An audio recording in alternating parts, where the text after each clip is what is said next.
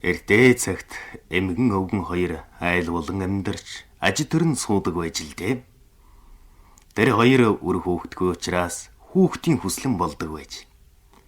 Нэгэн өдөр өвгөн ажилдаа явж эмгэн нь үдийн хоолон бэлдэж байхдаа нэг жижигхэн шош авч цэвэрлэнгүүт. Ай хөөрхий. Үгүй ядсанда энэ шош шигч жижигхэн хамаагүй нэгэн хүүтэй болох юмсан да гэж санаа алдан хэлжээ. Тэгтэл нөгөө шошинд нь хөл гар нүд ам гарч жижиг хүү болоод жингэнсэн нарийн хоолоогоор миний нэрийг Бэбэл хүү гэдэг. Би танай хүү болъё гэж хэллээ. Эмгэн ч учиргүй баярлан Бэбэл хүүдээ санаанд багтамгүй жижигхэн өмд цам сойж хуруучин дан будаа хийж өглөө. Ингээд эмгэн юмаан бэлдэн явхаар завдтал Бэбэл хүү ээжээ та хаашаа явах нь вэ? Би аавд чинь хоол аваачж өгье гэж хэллээ.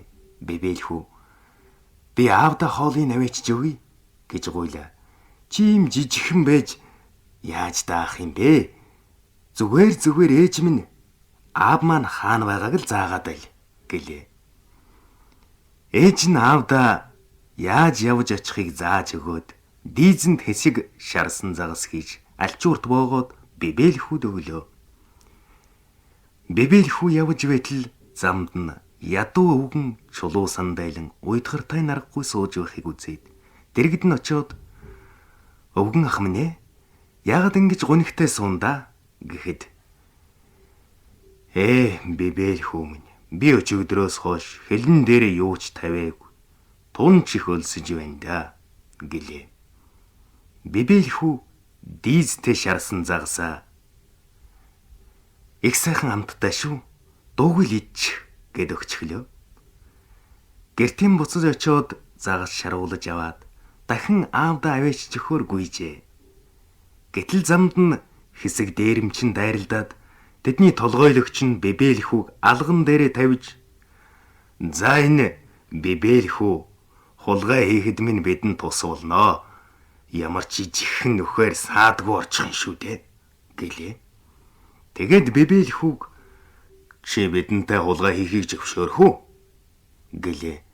Бэбэл хүү тэдэнтэй тэмцэлд харахгүй байсан болохоор өөрөө хулгай хийхийг хүсээгүй боловч тэгье гэж аргагүй эрхэнд хэллээ. Тэгээд дээрэмчид Бэбэл хүүг халаасандаа хийгээд цаашаа явлаа. Бэбэл нилийн явж байснаа сэмээрхэн толгоогоо хармаанаас цухойлгсон чинь ямар нэгэн байшингийн ханны хажуугаар гарч явна гин. Бэбэл сэмээрхэн үсрээд ханны ангархаагаар орчихлоо. Хулгайч нар мэдсэнгүй. Бэбэл ч одоо нэг ам авраглаа гэж бодоод буух гэж байгаад үнийний сарвчанд байсан өвсөн дотор унчихлаа. Гэтэл тэнд өвс идэж байсан үнэ Бэбэл хүүг залгичихлаа. Энэ үед саалчин ирж үнээгэн саатал үнэний нэг эзэн дотор ямар нэг юм дуурахыг сонсож ихэд сандран "Гүн одоо юу болох нь энэ вэ" гэж гайхлаа. Саалчин аль ч учрыг оллогүй айгаад эзэн авхайдаа очиж үний огт саалахгүй уурлаад байна. Ямар нэг юм гэдсэнд нь дуграад байна гэлээ. Эзэн авхай би одоохон очиж цаагаатхыг. Эзэндээ уурладаг үний арайч байдгүй байхаа. Гэд үнийгэн саахаар суудлаа. Чи янагнэ задарсан муу новш одоохон жамд үзүүлж өгье гэж үнэний гэдсэн дотроос хашгирсанд эзэн авхай учиргүй ээж үнийгэн орхиодгүй лээ. Тэгээд нөхрөө дуудаж үнэний байранд очооч энэ өөдгөө үнэ чинь чамд лав уурлаж чадахгүй байх гэлээ. Гэтэл эзнийг очиход мөн л дуу сонсогдсон учраас эзэн ч учиргүй аж зүхтан гарч энэ үнэ ер нь их өөдгөө амтангээд үнээгэн төхөөрчихжээ. Бэбэл хүү дотроос нь гарч өвгөн аавдаа үрч очлоо. Бид амар минь дуулзлаа. Би танай хүү шүү дээ. Заавал явъя. Гэртээ очиж гэдсэн цадтал хоол идэцгээе.